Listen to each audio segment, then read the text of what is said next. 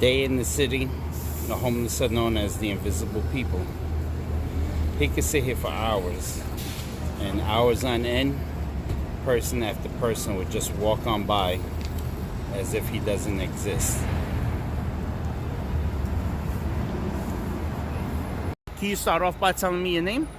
Traveler. Traveler. I guess you've been out here for a while, right? Yeah, a few years. So how long have you been homeless? 35 years.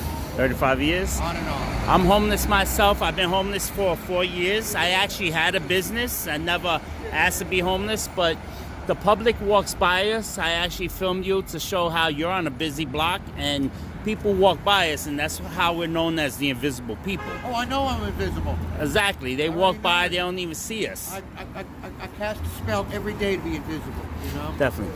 It's like I'm basically trying to figure out a way to get homeless people off the streets. It's going to be really hard because it's a multi-billion-dollar industry. Exactly. You know, and So once we get rid of the greed, and then we can find out a way to actually help the homeless. definitely. Now, why are you in the streets instead of in a shelter? Choice. Do you feel safe in shelters? No. Can you tell me why?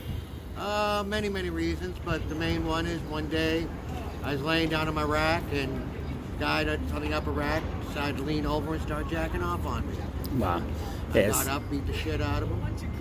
You know? See, I've been doing a lot of homeless advocacy for a lot of the single shelters, and personally, I believe what you say because I see, in single woman shelters, I heard of a lot of women getting raped. In single men shelters, I heard of a lot of robberies and Robbery is assaults. a common thing.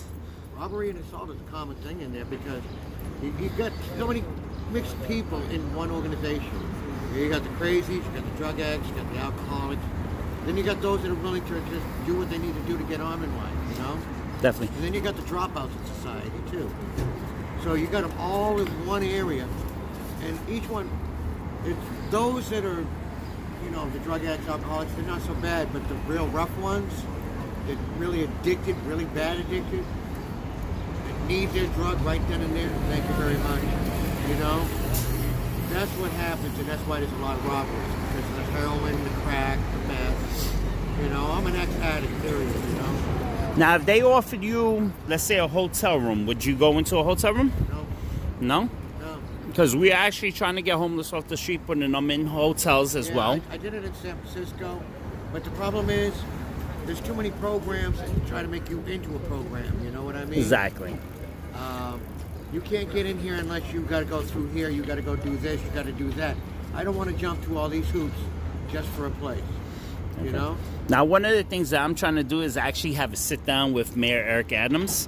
One of my plans is if they told you we can invest in you and give you $1,000 a month to stay in the shelter, would you stay in the shelter for $1,000 a month? No. Knowing that after a year you could leave with 12 grand and have an apartment. Granted, but still, no. No? Why is that? Don't do shelters. But if you were in a safe shelter, would you do it? There is no safe shelter. I beg differ with you. The staff is another issue you've got to deal with. The staff, they need a whole new staff. They need to start from the root and change the program. They need actually homeless people to be staffed. Exactly. Those that have actually experienced homelessness. See, now that's one of the things. I'm a homeless man, and I'm thinking of getting my own shelter and try to see if the city would invest in the homeless by giving them $1,000 a month and leaving with, whatever, how many months you're in there. Yeah. If you're there for a year, that's 12 grand plus an apartment. Right. If you were in a shelter run by the homeless, people that know what we need, would you consider it? No, actually, because I've seen it up happening in Montana too. And it just doesn't work. It does not work. The only solution to homelessness, honestly, is you get a billionaire to invest buying, say, part of Detroit where it's really, nobody's there, or Baltimore, have them move there into that area and move it to a place. But the only way you get that place is you got to fix it up or build something for the construction market and put the other workers, put them to work is what you got to do. Exactly. It's the only way to end homelessness is to put them to work. And I'm not sure if you... But because of all the illegals in this country, it's true whether you're Mexican, El Salvadorian, Chinese, whatever nationality you are. You come here illegally taking a job for somebody who's already living here. You know what I mean? Because they're willing to work for less. Definitely. But we are in a greedy America. We gotta have $15 an hour. We gotta have more than that. Exactly. You know? We actually just fought for that too. Yeah. You seen that there was a homeless killer out killing Oh, homeless yeah. people. Yeah. They actually just caught him and Oh, no, everything like else. that, So yeah, just it's commonplace. yeah. I mean, I see it so much around the country.